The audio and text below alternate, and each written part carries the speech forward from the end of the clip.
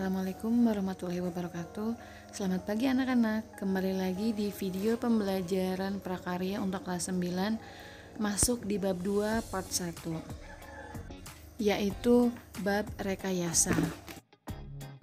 Rekayasa materinya adalah prinsip kelistrikan dan sistem instalasi listrik. Ini terbagi menjadi dua ya. Yang pertama adalah wawasan kelistrikan, dan yang kedua instalasi listrik rumah tangga. Dan yang akan kita bahas di video kali ini adalah tentang wawasan kelistrikan. Wawasan kelistrikan, pengertiannya, kelistrikan adalah sifat benda yang muncul dari adanya muatan listrik. Jadi ada dua jenis muatan listrik, yaitu muatan listrik negatif dan muatan listrik positif. Suatu benda bermuatan listrik negatif jika kelebihan elektron dan bermuatan listrik positif jika kekurangan elektron. Secara alami, muatan listrik positif selalu mengalir dari titik berpotensial tinggi ke titik berpotensial rendah. Aliran ini disebut sebagai arah arus listrik konvensional. Yang kedua, jenis dan manfaat. Arus listrik adalah mengalirnya elektron secara kontinu pada konduktor akibat perbedaan jumlah elektron pada beberapa lokasi yang jumlah elektronnya tidak sama. Arus listrik ini dibagi menjadi dua jenis, yaitu yang pertama adalah listrik arus searah atau direct current. Adalah arus listrik yang arahnya tetap.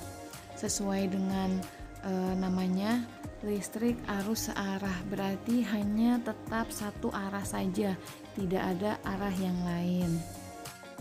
Lalu yang kedua, listrik arus bolak-balik atau AC, alternating current, adalah arus yang besar dan arahnya selalu berubah-ubah. Jadi kalau yang pertama tadi searah, hanya satu arah saja, arahnya tetap. Kalau yang kedua, arus bolak-balik, jadi arahnya itu selalu berubah-ubah. Satuan SI untuk arus listrik adalah ampere. Secara formal, satuan ampere didefinisikan sebagai arus konstan yang bila dipertahankan akan menghasilkan gaya sebesar 2 kali 10 pangkat negatif 7 Newton per meter di antara dua penghantar lurus sejajar dengan luas penampang yang dapat diabaikan, berjarak 1 meter satu sama lain dalam ruang hampa udara. Listrik muncul akibat adanya beberapa tipe fisika. Yang pertama, muatan listrik, sifat beberapa partikel subatomik yang menentukan interaksi elektromagnetik. Substansi yang bermuatan listrik menghasilkan dan dipengaruhi oleh medan elektromagnetik. Yang kedua, medan listrik.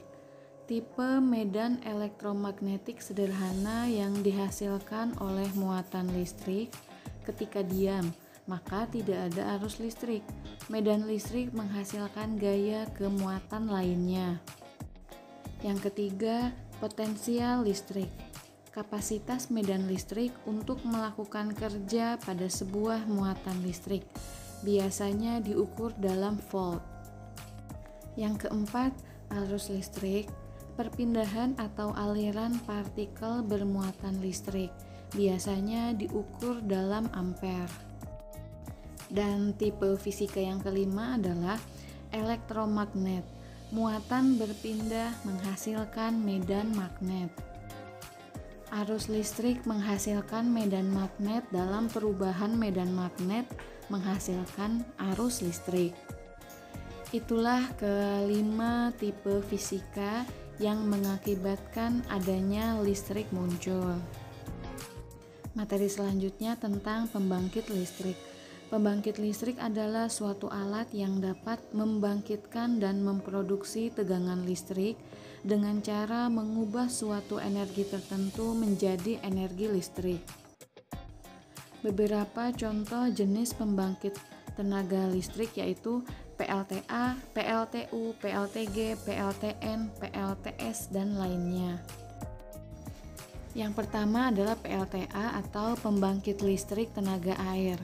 PLTA adalah pembangkit yang mengandalkan energi potensial dan kinetik dari air untuk menghasilkan energi listrik.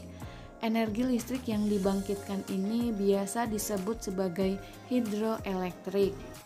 Contohnya PLTA Bakaru Sulawesi Selatan, PLTA Sigura-gura Sumatera Utara, PLTA Saguling Jawa Barat, dan lain-lain. Yang kedua, PLTU atau pembangkit listrik tenaga uap. PLTU, uap ditampung dan disalurkan untuk memutarkan turbin uap. Energi mekanis dari putaran turbin diubah menjadi energi listrik oleh generator. Contohnya PLTU Semarang, Jawa Tengah, dan PLTU Suralaya, Cilegon, Banten. Yang ketiga, PLTN, pembangkit listrik tenaga nuklir. PLTN ini menggunakan energi uap yang dihasilkan oleh reaktor nuklir untuk memutarkan turbin uap. Dari turbin inilah energi mekanis diubah menjadi energi listrik. Contohnya PLTN di Jepang dan Otnings di Uni Soviet. Yang keempat, PLTB atau pembangkit listrik tenaga batubara. PLTB ini menggunakan bahan bakar fosil berupa batubara yang dibakar untuk mendidihkan air agar menghasilkan uap. Uap yang dihasilkan digunakan untuk menggerakkan turbin uap atau turbin gas, kemudian diubah menjadi energi listrik. Contohnya PLTB Bukit Asam, Sumatera Utara. Yang kelima, pembangkit listrik tenaga surya atau PLTS. Pembangkit listrik ini menggunakan cahaya matahari sebagai energi utama. Energi dari cahaya matahari dapat langsung diubah menjadi energi listrik. Dan yang terakhir adalah pembangkit listrik tenaga angin. Hembusan angin digunakan untuk memutarkan baling-baling, kemudian putaran tersebut digunakan untuk memutarkan generator. Dari generator inilah energi mekanik diubah menjadi energi listrik melalui bantuan solar cell. Agar energi listrik yang dihasilkan dapat digunakan, perlu disimpan pada baterai. Nah, sekian dulu video pembelajaran prakarya kelas 9 untuk bab 2 yang part 1. Semoga bermanfaat. Stay safe, tetap di rumah aja, tetap semangat walaupun belajar dari rumah. Ibu akhiri, wassalamualaikum warahmatullahi wabarakatuh.